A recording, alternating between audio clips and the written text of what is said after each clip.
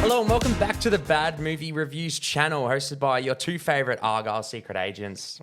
Are we Argylle? Who knows? If you've watched the trailer 48 times like I have in front of every movie we've seen in the last 6 months, you're probably over this and you're probably thanking the Lords that this film's finally come out. So unless you're like we don't me. have another trailer. Well, to be fair, you've been in the exact same movies I have. You probably didn't remember the paid trailer. attention. Yeah. Which is fine. Just knew Henry was in it. That's all I needed. Yes. But if you haven't figured out what we're reviewing, it is none other than Argylle, which is a new film from director Matthew Vaughn, which if you're familiar with his work, which I'm sure most people are, he's directed the Kingsman series, so both of them, plus the prequel. He also directed X-Men The First Class, which in my opinion is probably the best X-Men movie. Yeah. As well as, most probably famously as well, is Kick-Ass, which I've heard he's actually doing a reboot of. Just the first one, not the second one, which was awful. The second one is awful. But yeah, so obviously he has, going through those films, he has a very specific visual style with especially Kingsman and Kick-Ass. X-Men's obviously a bit of a studio film in a way. I felt like this had a very similar humour to Kingsman on the way it like approached that. Yeah. I would tend to agree with you. Not as funny. Nah. I mean, look, we'll chat about, I guess, the cut. Like it had a fully stacked cast. It did, Not in the sense of a De Niro film where you've got like, you have, not De Niro film, Scorsese film like Departed, where you have Matt Damon, Leonardo DiCaprio, Jack, like it's you've got Henry Cavill, Sam Rockwell, Bryce Dallas Howard, Bryan Cranston, John Cena, Samuel Jackson. So Which one of them played Malcolm in the Middle's dad? Sorry? Malcolm in the Middle. Malcolm in the Middle's dad. Yeah. That's Bryan Cranston. That's it. There we go. I was like, what? No.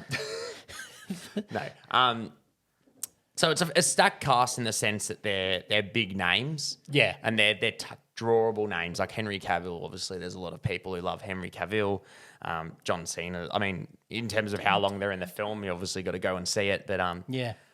I thought the film, and I'm sure you probably will agree, if we chat about the cast first, I thought it really came down to Sam Rockwell, who played Aiden, who was pretty good. Probably the best part of the film. I also thought Bryce Dallas Howard was good in the film, was probably her best performance I've seen her give. I think she's a very capable actress and just as good as of a director. She's directed Mandalorian episodes and things like that. Correct. I don't know if she's directed any films. I'm not quite knowledgeable in that sense, but not sure, but I've always... They're obviously the main two parts, but I thought Sam Rockwell both of them two really held it down. Everyone else, it's probably hard to comment because they're not really in it long enough. Nah, they were just there to kind of fill the film, I guess. Like give it density, give it substance. But in saying that, giving the film substance, I did think it was probably about half an hour too long. It actually just clocks in at about 2 hours and 20 minutes. But my issue, the best way I can put it is I had a good time with the film. Great time. I had a great time. I don't think it's good though. No. For the film. It's a weird way of putting it. Oh. Like, I don't. And the reason why, personally, is I thought the cast was fine when it comes to the plot. And this is also reason why, this is also reason as to why I thought it was probably too long pacing-wise, is, as you all know, the film itself is very much built on, like, a secret, like, who is Agent Argylle? Who is this, right? The film has many twists and turns along the way. It's got a plot that unravels as you go. But then every time a twist happens, there's this major, like, 5 to 10 minute exposition thing where they go back in time and show you everything that happens, like, pretty much with every twist, almost as if they're thinking their audience is just downright, like, stupid in a way and being like, oh, we need to spoon feed you this exposition. And it's like, when the twist happened, I was like, yeah, I get it. And then it just shows everything along the way as to what happened in that. And I'm just like, you didn't need it. And I felt like it wasn't a bad thing in a way. Well, actually, no, it is.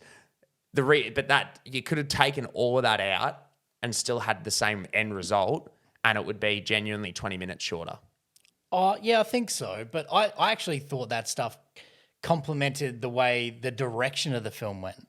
I felt like the film at times was trying to be an intentional piss take.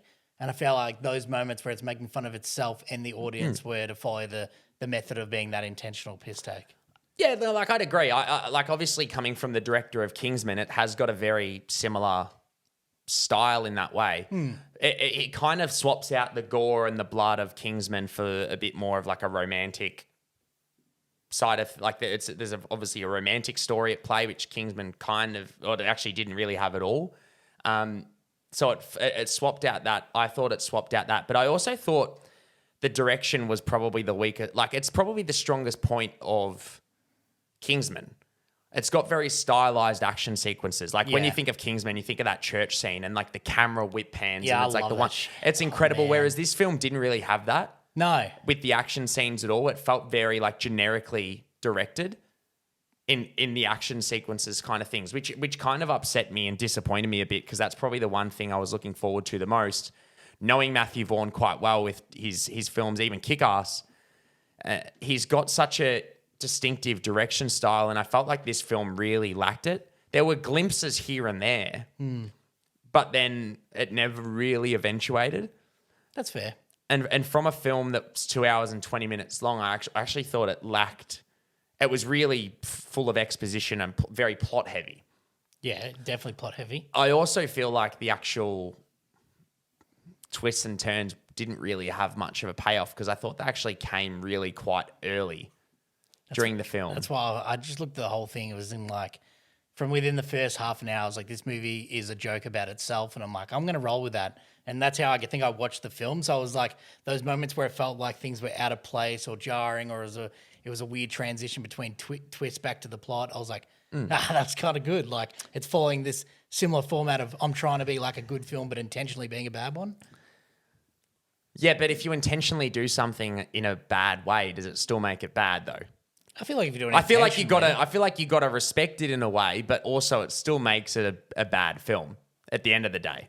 I wouldn't say this is a bad film. No, it's not a bad film. I had a good time. I just think in comparison to Vaughn's other work, it really fails and falters. Yeah, I guess so. When you're looking at like, I mean, the Kingsman 2, I'll take that one out, but like Kingsman 1, I'm not saying it revolutionized action movies, but there was a period of time when that came, what was it, 2013, 14, almost every action film for the next 5 years tried to replicate and copy that.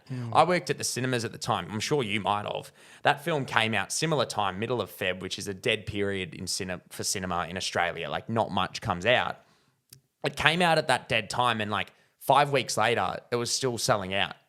It had this word of mouth, and like everything tried to revolutionize that gory, that stylized action. And obviously, if he gave it to us, it's a very, like in this film, it's kind of like, you know, you want to obviously revitalize and do something new, but I felt like it didn't. And you even said at the start of this review, it felt very Kingsman-like in the comedy. Yeah, I felt like it tried to do that. Let's be serious, but not serious, kind of like joking part while something serious is going on. Yeah.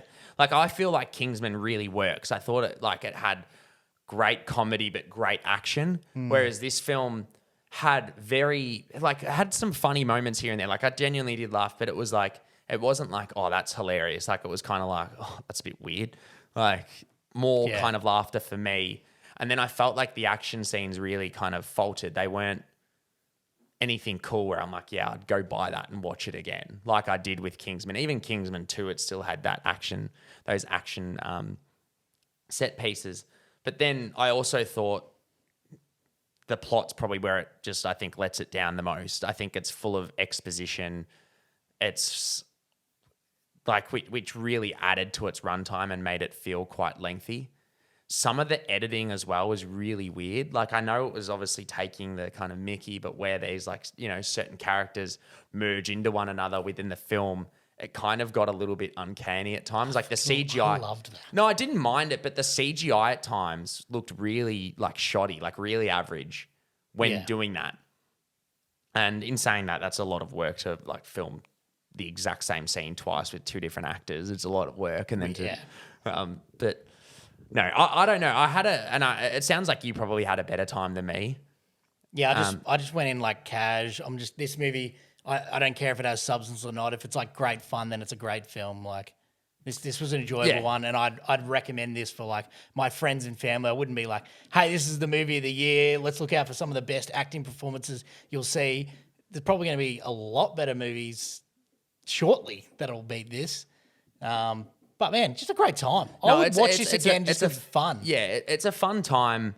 And like, I would recommend this to like most people, being like, yeah, it was fine, it was fun. Just a fun time. It was fun, but like, it's, you know, it's not like I recommend the Iron Claw and to like a few people like I have, and they've had like genuine change of, you know, personality because it's a fun time. I think there's if you've seen everything else in the cinema, this is probably the one where I'm like, like go on a Tuesday, like, go enjoy yourself. In Australia, it's cheap Tuesdays.